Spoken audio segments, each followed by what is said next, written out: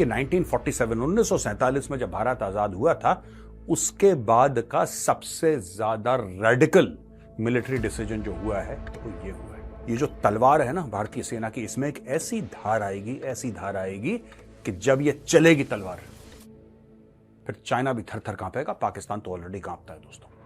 अब जब लड़ाई होगी तो ये सारे के सारे कमांड्स एक दूसरे के साथ बातचीत कैसे करेंगे?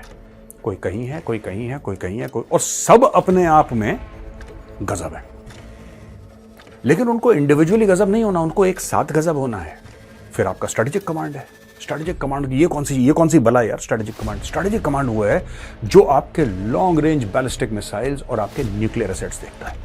वो जो खूबसूरती है, कहीं ना कहीं हम उसको आगे नहीं ले जा पाए। The beauty of NDA, the spirit of NDA, हम उसको आगे नहीं ले जा पाए। वो फेलियर हो गया, उसको आगे ले जाना है। जय हिंद दोस्तों, मैं हूं मेजर गौरव आर्य और आप देख रहे हैं तो चाणक्य डायलॉग्स। इस वीडियो को लाइक करिए, हमारे चैनल को सब्सक्राइब करिए, बेल आइकन दबाना बिल्कुल भी मत भूलिएगा। दोस्तों, थिएटर कमांड का नोटिफिकेशन आ चुका था। अब एक कदम यह मामला आगे जा रहा है। पहले मैं आपको बता दूं कि हुआ क्या है। बड़ी तगड़ी खबर है दोस्तों। लोग कहते हैं कि 1947 में जब भारत आजाद हुआ था, उसके बाद का सबसे ज्यादा रेडिकल मिलिट्री डिसीजन जो हुआ है वो ये हुआ है। ये ऐसी चीज है जो भारतीय सेना को हर समय के लिए चेंज कर देगी। ये जो तलवार है ना भारतीय सेना की, इसमें एक ऐसी धार आएगी कि जब ये चलेगी तलवार, फिर चाइना भी थर थर कांपेगा, पाकिस्तान तो ऑलरेडी कांपता है दोस्तों। इसके पहले कि मैं आपको बताऊं कि हुआ क्या था, देखिए, द एबिलिटी, एक तो कंसेप्ट है जॉइंटनेस का, वो अलग कॉन्सेप्ट है, but it somehow dovetails into theatre commands. Jointness है क्या? मैं जॉइंटनेस पे पहले आऊंगा, फिर मैं आपको सारी न्यूज बताता हूं कि थिएटर कमांड और क्यों इतना बड़ा, इसको कहते हैं ना कि इतना हो हल्ला क्यों हो रहा है क्या चीज? The ability of the army, navy and air force to fight together as a single cohesive unit. पहले आप ये समझ लीजिए, आर्मी अलग, नेवी अलग, एयरफोर्स अलग, सबके हथियार अलग, सबकी ट्रेनिंग अलग, सबकी वर्दियां अलग, सबकी लोकेशन अलग, सबकी सोच अलग, सबका इथोस अलग, सब कुछ अलग। अब जब सब कुछ अलग है तो अचानक जब लड़ाई होगी तो ये एक कैसे हो जाएंगे? भाई, आपको इसको करने के लिए, उनको एक करने के लिए आपको जॉइंटनेस चाहिए। अब 1971 की लड़ाई है, वो कहते हैं साहब कि 1971 की लड़ाई, I think it was the finest example in the world, at least after the second world war, जिसमें कि भारतीय सेना ने, यानी कि वायुसेना, नौसेना और थल सेना ने मिलकर इतना तगड़ा ऑपरेशन करा, 13 दिन में एक नया देश यानी कि बांग्लादेश बना दिया, पाकिस्तान के परखच्चे उड़ा दिए। लेकिन उस जमाने में दोस्तों मैटर कुछ और था। जॉइंटनेस हुई थी, उसमें लोगों ने कोऑपरेशन करा था, but that was also largely in part because of at that time general Sam Manekshaw, जो बाद में फील्ड मार्शल बने। सब लोगों ने एक दूसरे से कोऑपरेट करा, एक सेंस ऑफ नेशनल अर्जेंसी थी, वो काम हो गया। लेकिन आज की तारीख में आपको एक डिफरेंट सिस्टम चाहिए मॉडर्न लड़ाई लड़ने का। दोस्तों, पहले खबर सुनाता हूं, फिर एनालाइज करके दिखाऊंगा आपको, और मैं चाहता हूं कि वीडियो आप एंड तक देखें, आपको बड़ा मजा आएगा। The inter services organisation command control and discipline act has been notified by the Indian government. इसको नोटिफाई कर दिया गया है। इसका नाम है inter services organisation command control and discipline act. ठीक है जी। अच्छा, the act will pave way for the creation of unified theatre command. अब ये यूनिफाइड थिएटर कमांड है क्या? ये कौन सी चीज है? और इसके बाद ये तो 15 अगस्त 2023 को, यानी कि पिछले साल ही प्रेसिडेंट ने इसको ओके कर दिया था, प्रेसिडेंशियल एसेंट इसको मिल गया था, सब कुछ हो गया था। लेकिन फिर इसके बाद अब बात यह है ना कि दोस्तों, इसकी शुरुआत कहां से होती है? देखिए, 1999 में कारगिल हुई। कारगिल कमेटी रिपोर्ट ने कई सारी चीजें बताई कि साहब ये करना है, ये करना है, ये करना है। 10 चीज उसके रिकमेंडेशन थे। कुछ मानेगा, कुछ नहीं मानेगा। उसमें से एक था theatre command, office of the CDS. General Bipin Rawat साहब को पहला सीडीएस बनाया गया। फिर 2021 में आई थिंक दिसंबर में वो इस दुनिया से चले गए। उसके बाद थोड़ा सा मैटर को धचका लगा। उसके बाद आज की तारीख में जो सीडीएस है, उनका नाम है जनरल अनिल चौहान। जनरल अनिल चौहान साहब सीडीएस हैं, और वो इस चीज को, वो उस पूरे मैटर को आगे ले जा रहे हैं। ये मैटर है क्या? ये आईएसओ यानी कि inter services organisation ISO act, ये बीजेपी के मैनिफेस्टो में बीजेपी ने ये बोला था कि साहब ये theatre commands for more effective operations हम लोग करेंगे। ये पहले बोल चुकी थी बीजेपी, ये पूरी खबर में यही लिखा है कि बीजेपी के मैनिफेस्टो में ऐसा था। जनरल अनिल चौहान ने वहीं पे परिवर्तन चिंतन 12 सब कमेटी अलग अलग डोमेन की और एस्पेक्ट्स की जॉइंटनेस और इंटीग्रेशन की, इसके ऊपर एक परिवर्तन चिंतन करा गया। अच्छा, ये जो थिएटर कमांड्स हैं ये हैं क्या दोस्तों? आज की तारीख में ना मैं आपको बताता हूं, आर्मी नेवी एयरफोर्स मिला के 17 कमांड्स हैं। 17। ये 17 कौन कौन से हैं? 7 है आर्मी के, 7 है एयरफोर्स के और 3 है नेवी के। ठीक है जी। 7 commands of the Indian army, 7 commands of the Indian air force and 3 commands of the Indian navy. अब जब लड़ाई होगी तो ये सारे के सारे कमांड्स एक दूसरे के साथ बातचीत कैसे करेंगे? कोई कहीं है, कोई कहीं है, कोई कहीं है, कोई, और सब अपने आप में गजब है, लेकिन उनको इंडिविजुअली गजब नहीं होना, उनको एक साथ गजब होना है। आप समझ रहे हैं? और मैं आपको बहुत छोटा सा उदाहरण दे रहा हूं। इससे क्या है कि एक तो एफिशिएंसी बढ़ेगी, इससे कॉस्ट सेविंग होगी। अब आप बोलेंगे साहब इससे कॉस्ट सेविंग कैसे होगी? मैं छोटी सी बात बताता हूं। जो गाड़ियां हैं, जो normal day to day use की, मैं टैंक्स की बात नहीं कर रहा, मैं स्पेशलाइज्ड व्हीकल्स की बात नहीं कर रहा, मैं डे टू डे व्हीकल्स की बात कर रहा हूं। जैसे फॉर एग्जांपल आपने देखा होगा सफारी भी यूज करते हैं, जिप्सी भी यूज करते हैं, अलग अलग गाड़ियां यूज करते हैं, और ये हजारों की तादाद में गाड़ियां, मोटरसाइकिल्स यूज करते हैं हजारों की तादाद में, राइट? अच्छा, अब एक आर्मी की लोकेशन है और एक एयरफोर्स की लोकेशन है। कई जगह ऐसा है, आर्मी की लोकेशन है, एयरफोर्स की लोकेशन है, इसके पास कई सौ गाड़ियां हैं, इसके पास कई सौ गाड़ियां हैं, सेम टाइप की गाड़ियां हैं, इनकी वर्कशॉप अलग है, इनकी वर्कशॉप अलग है, और दोनों की लोकेशन बिल्कुल आसपास है। इनकी वर्कशॉप अलग, क्योंकि शुरू से ही ऐसा है, ये आज से नहीं है भाई, ये 50-60 साल से। ये बहुत एक छोटा सा, जिसको कहते हैं ना, इसमें देखिए हजारों चीजें हैं जो स्ट्रीमलाइन करनी है। मैं तो आपको एक बहुत छोटा सा एग्जांपल दे रहा हूं, बहुत छोटा सा, जो आसपास हैं। अगर दोनों की वर्कशॉप एक कर दी जाए तो आप समझिए क्या होगा। अगर दोनों की प्रोक्योरमेंट एक कर दी जाए, ठीक है? अब देखिए, आर्मी को गाड़ी चाहिए, आर्मी बात करेगी टाटा से या मारुति सुजुकी से, जिससे भी गाड़ियां लेना, आर्मी अलग बात कर रही है। आर्मी कहती है अच्छा हमें 500 गाड़ियां चाहिए, नेवी कहती है हमें 200 चाहिए, एयरफोर्स कहती है हमें भी 200 चाहिए। तो 500, 200, 200 यानी कि टोटल 900 गाड़ियों का ऑर्डर जाता है, लेकिन वो ऑर्डर अलग अलग जाता है। अगर एक थिएटर कमांड बोलेगा कि हमें 900 गाड़ियां चाहिए, तो उसकी डिलीवरी ज्यादा एफिशिएंट होगी, उसकी सर्विसिंग ज्यादा एफिशिएंट होगी, आप बेहतर डील नेगोशिएट कर सकते हैं। कई सारे फायदे हैं दोस्तों इसमें, कई सारे फायदे हैं। मैं ऑपरेशनल फायदों की बात नहीं कर रहा अभी, मैं आपको एक बहुत छोटे बेस लेवल पे कहानी सुना रहा हूं, बहुत छोटे बेस लेवल पे, कि आपको समझ में आ जाए ये है क्या चीज। अब देखिए साहब, आप थिएटर कमांड एस्टैब्लिश कर रहे हैं, ये थिएटर कमांड होंगे क्या? ये थिएटर कमांड ऐसे एरिया वाइज होंगे, ठीक है जी। आपने बोला कि साहब ईस्टर्न थिएटर जो लेट से चाइना को देखेगा, उदाहरण के लिए आपने बोला कि ईस्टर्न थिएटर, ये सब मैं एग्जांपल्स दे रहा हूं दोस्तों आपको, आप इसको ये मत समझना कि हाँ ऐसे ही है, मैं आपको उदाहरण दे रहा हूं समझाने के लिए।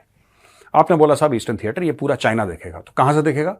आपने बोला ठीक है साहब, एक हम लोग we can do it in Lucknow, ठीक है, लखनऊ और इस तरफ पूरा ऊपर, ये एक theatre command.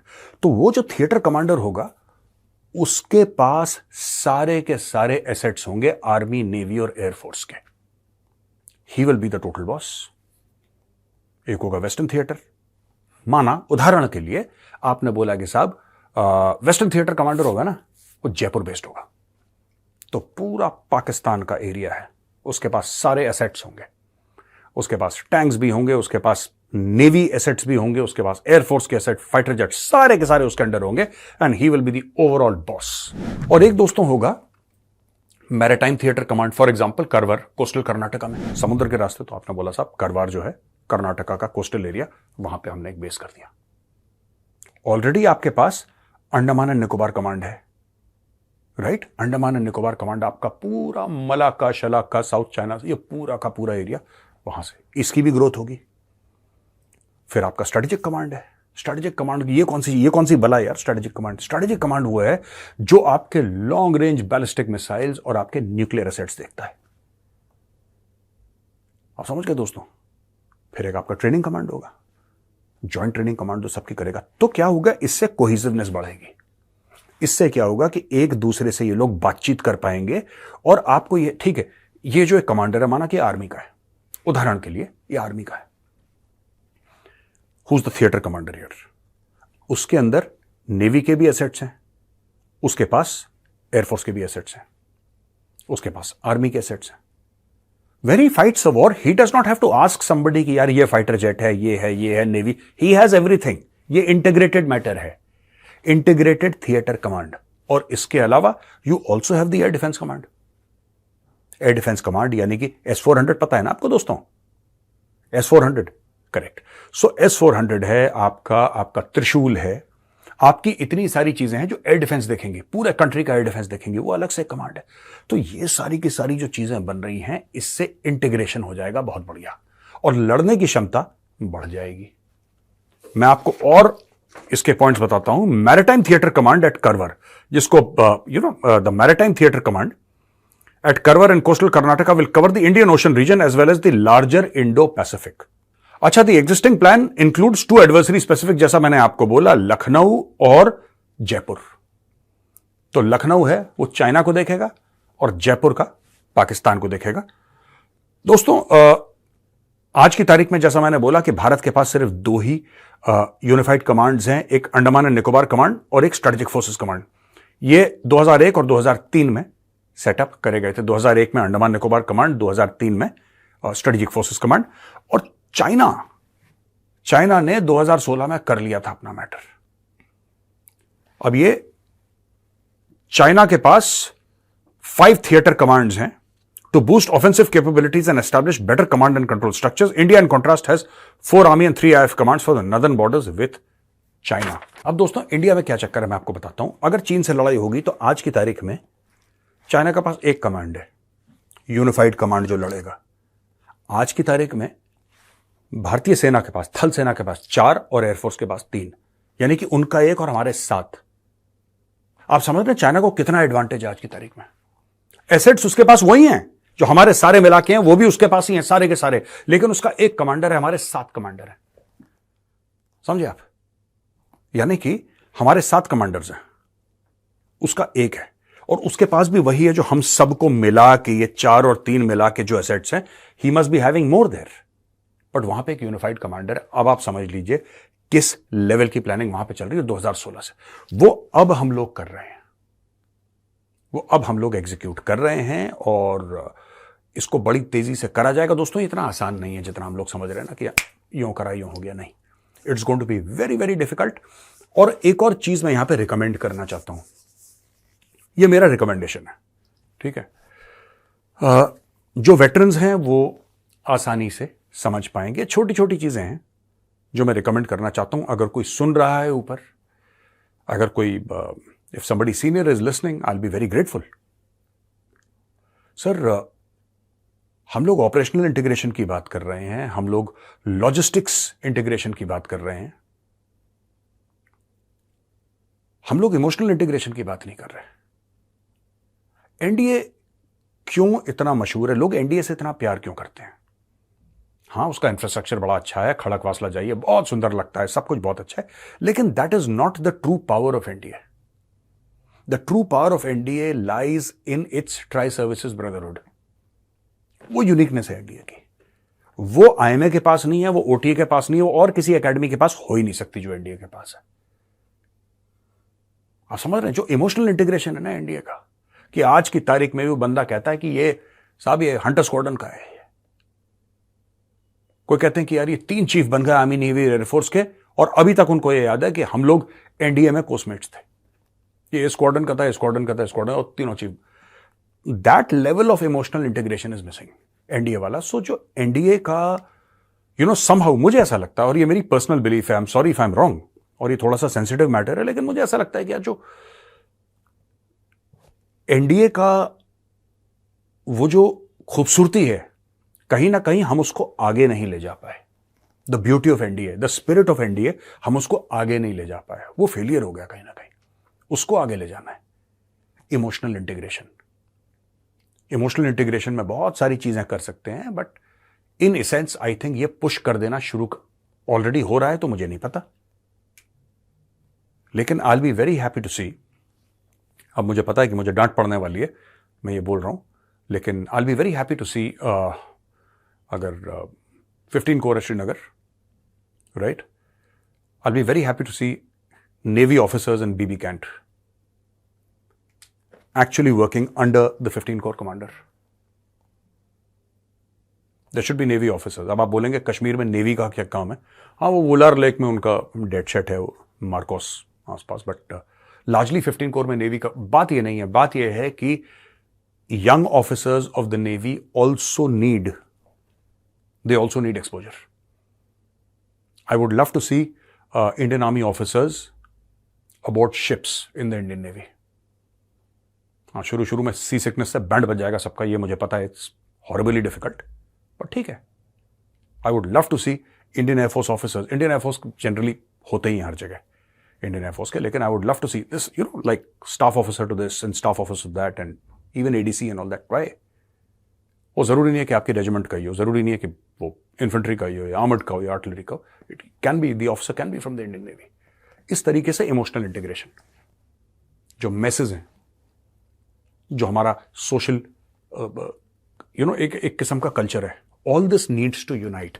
There needs to be emotion. मैं ज्यादा कुछ नहीं बोलूंगा because this is a very sensitive topic, but ये मेरी एक दिली ख्वाहिश है कि emotional integration of the armed forces भी हो जाए।